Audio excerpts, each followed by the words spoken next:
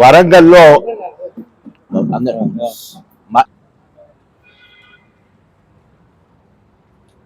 మే 6వ తారీఖు అంటే ఎల్లుండి కేసీఆర్ గారి ఆదేశంతో కేటీ రామారావు గారి మార్గదర్శనంలో మే 6, 2022లో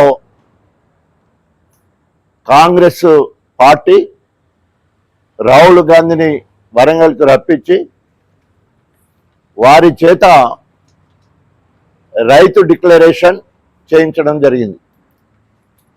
ఇప్పటికీ 4 సంవత్సరాలు కావస్తుంది, కానీ ఏ ఒక్క హామీ నెరవేర్చాలనే ఉద్దేశంతో దానికి రైతులను చైతన్యం చేయడానికి, రైతులు మరి పోరాటం చేయడానికి ఈ కాంగ్రెస్ ప్రభుత్వం ఇచ్చిన హామీలు నెరవేర్చే వరకు రైతుల పక్షాన నుండి పోరాటం చేయడం కోసం దిశ నిర్దేశించడానికి పెద్దలు మరి వర్కింగ్ ప్రెసిడెంట్ కేటీ రామారావు గారు వరంగల్కు ముఖ్య అతిథిగా ఆ రోజు రావడం జరుగుతూ ఉంది.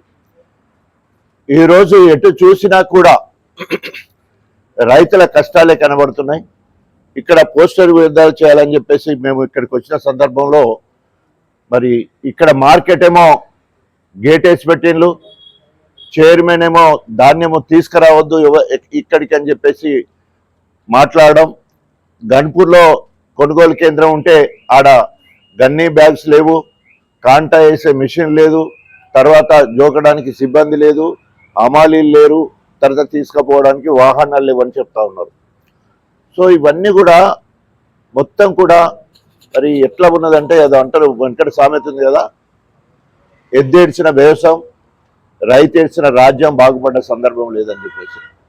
సో ఆ రకంగా ఇవాళ తెలంగాణ ప్రజలందరూ కూడా ప్రత్యేకంగా రైతులు మరి ఆనాడు కేసీఆర్ గారి పాలనలో రైతును రాజును చేయాలని చెప్పేసి రైతు బంధు, రైతు బీమా, 24 గంటల ఉచిత నాణ్యమైన కరెంటు, అదేవిధంగా రైతు చనిపోతే రైతు బీమా పేరుతో 5 లక్షల రూపాయలు ఇచ్చే కార్యక్రమం, చెరువులను మరమ్మత్తు చేసి సాగునీరు ఇచ్చే కార్యక్రమం, కిందికెళ్తే చెక్ డ్యాంలు, ఇంకా కిందికెళ్తే ఎత్తిపోతల ద్వారా ప్రాజెక్టులు కట్టి మరి ప్రతి ఎకరాకు నీళ్ళు ఇవ్వడానికి ఆనాడు ప్రణాళిక చేస్తే మరి దాదాపు 3.5 కోట్ల మెట్రిక్ టన్నుల ధాన్యం పండే స్థాయికి దేశంలోనే నెంబర్ 1 హర్యానాను పంజాబ్ను మించే స్థాయికి వెళ్ళింది.